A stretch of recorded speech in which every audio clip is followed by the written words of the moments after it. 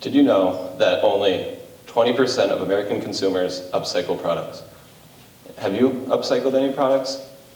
Sweet. Now, I'm Aaron Barrio. Oh, wait. Yeah, anyway. And this is my final talk on upcycling and sustainability. Here's what I've gathered on my research side of the project. Did you know that 65 million consumers will base their products or buy their products in an environmentally friendly way, and they'll spend 20% more money on that? An example of this is GE. You may know of them as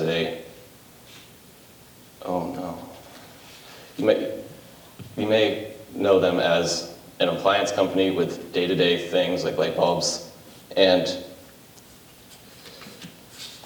2005 to 2007, they saved 250,000 metric tons of greenhouse gases into the atmosphere, and then saved $70 million doing so.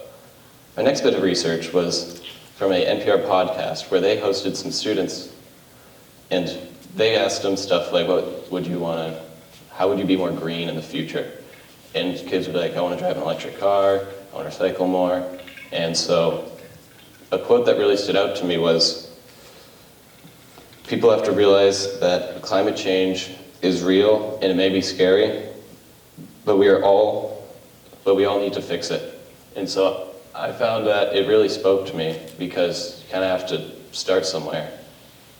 And so my next bit of research is kind of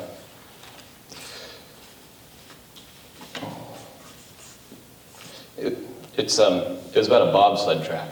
So I always thought these were somewhat eco-friendly, but they're really not, because they have 48 tons of ammonia as a cooling system, and ammonia is not good for people or wildlife, as it will start suffocating you, which not ideal if leaked into a mountain.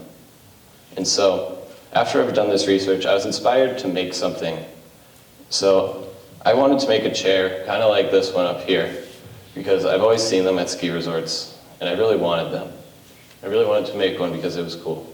And so the first step was I went to Facebook, specifically the Bow Community Facebook page, and got an overwhelming amount of people wanting to give me their old skis.